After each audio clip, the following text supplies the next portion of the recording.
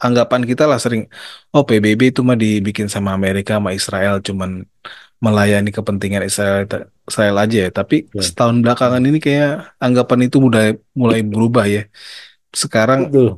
kita bisa lihat siapa dari PBB itu yang nggak diserang sama Israel. Pertama, Hmm. mulai dari kalau UNRWA udah jelas lah ya, mereka udah ngeluarin bills ya, undang-undang yang melarang UNRWA beroperasi di Hmm.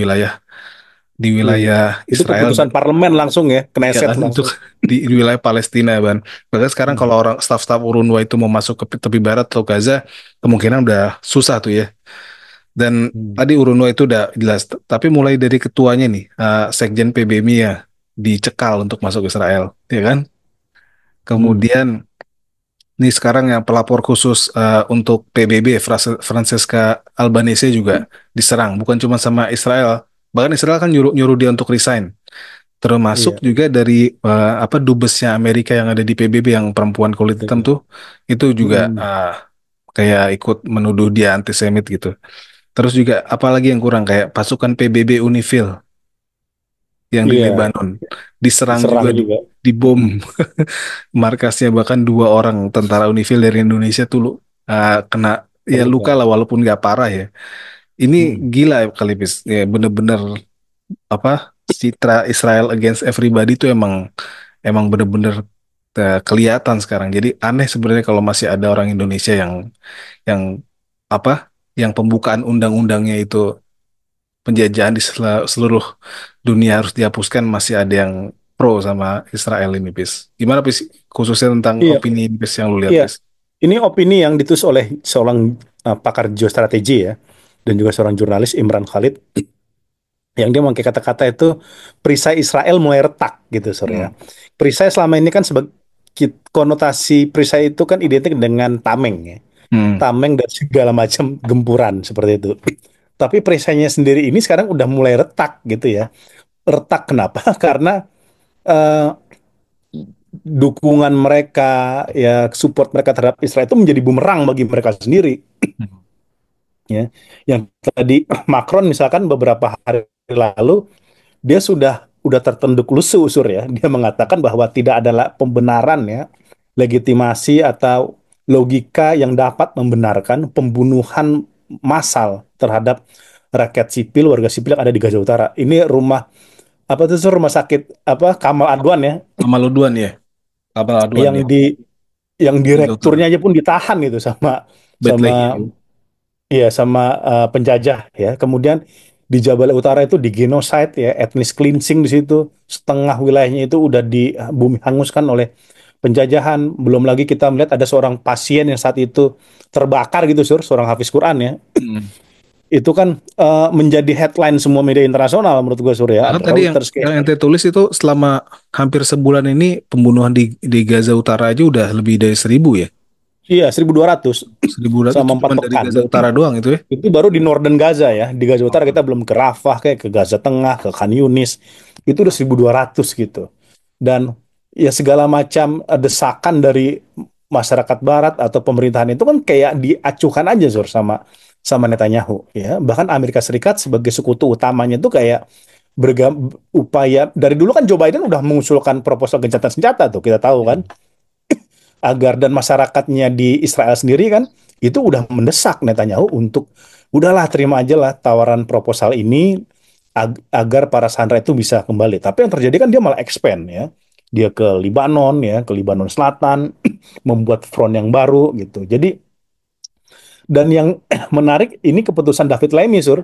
Ini Hmm. Menteri Luar Negerinya Inggris yang Hmm. menjatuhkan sanksi terhadap 7 lembaga ekstremis yang ada di Israel ya, karena dia langsung mendengarkan langsung Hmm. masyarakat Palestina di tepi barat ya, datang langsung dengerin langsung bagaimana perasaan mereka, dan masyarakat Palestina menyampaikan bahwa mereka menjadi korban genosida, pembantaian ya, diskriminasi, apartheid, dan itu langsung disampaikan. Dan ini membuat Inggris tidak udah dilema sekarang. Mereka mau mempertahankan sekutunya, tapi itu justru menjadi jalur bahaya bagi mereka di pemerintah. Apalagi ini pemerintahan baru, Zur. Dan jangan lupa Ya, bahwa pemerintahan Inggris baru. ini ya pihak yang paling banyak dosanya terhadap uh, terhadap hal ini ya, terhadap Palestina, bumi Palestina ya, bahwa yang Benar. Dari menjanjikan zaman perang deklarasi depan Balfour ya. orang Yahudi ya Inggris ini gitu, jangan sampai hilang tuh dari Betul, Sur. memori. Iya gitu ya.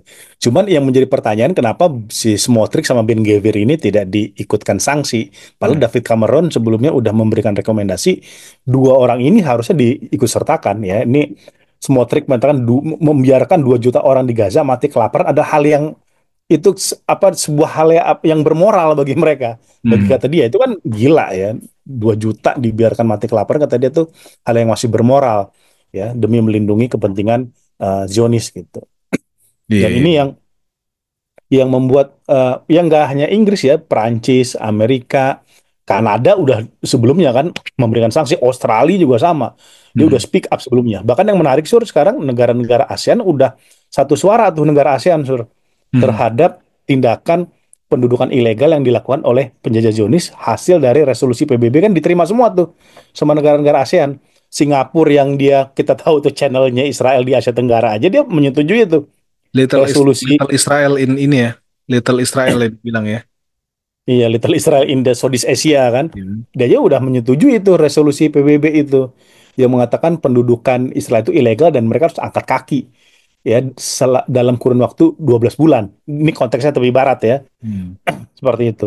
Kemudian kan ada juga Filipina, ya Thailand tuh punya hubungan diplomatik dengan Israel, tetapi mereka aja udah setuju semua tuh. Dulu kan masih ada yang abstain lah atau ya baina-baina gitu Sur ya di antara mereka, tapi sekarang mereka udah nggak bisa lagi nahan itu semua. Nah itu konteks ASEAN saja tuh udah begitu ya. Di Barat juga sama, bahkan kan Irlandia itu lagi mengkaji juga untuk penghentian ekspor senjata kan ke Hmm. wilayah Israel gitu. Dan ini justru yang menarik udah dilakukan sebelumnya oleh Prancis yang akhirnya secara resmi dia melarang ekspor senjata. Nah, kalau modelnya negara-negara yang nggak punya hubungan kuat dengan Israel sih kita masih masih bisa melihat ini make sense ya. Tapi ini Prancis ya, dia Hmm. anggota Dewan Keamanan PBB, dia sekutu dekatnya penjajah, punya hubungan yang sangat erat secara militer, tapi mereka sekarang udah stop, udah bilang is enough ya. Hmm. We have to stop the export military weapon to Israel kayak gitu Sur. Ini perisai ini udah benar-benar retak, kita nggak tahu kapan hancurnya Hmm. perisai ini. Tapi sekarang itu ya Israel udah nggak bisa lagi berlindung atau sepenuhnya mendapatkan sokongan dari sekutu-sekutu baratnya untuk melakukan genosida. Awal-awal mungkin lah ini untuk tujuan melawan Hamas, melumpuhkan Hamas. Tapi yang fakta 1 tahun genosida ini kita melihat yang korban sipil itu udah hampir 43.000 Surya. Hmm. Hampir 43.000 dan itu masyarakat sipil. Udah Dulu bukan Joe hampir Biden bilang nggak, udah 43 udah itu. lebih ya. Oh ya udah lebih sorry, udah lebih. Dulu awal-awal kita masih ingat ya Joe Biden mengatakan ini hoax ya, ini data yang dibesarkan. Tapi Kemenkes Palestina ngasih daftarnya tuh by name by address ya. Ya Iya. kemudian diralat ya oleh Joe Biden dan dia akhirnya mengakui bahwa ini pembantaian yang dilakukan oleh penjajah gitu. Nah ini lagi negosiasi kita senjata Sur sekarang. Sekarang Kita ya. belum tahu nih ya arahnya akan sampai kemana. Tapi saya lihat Hamas tuh masih tetap kekeh Sur.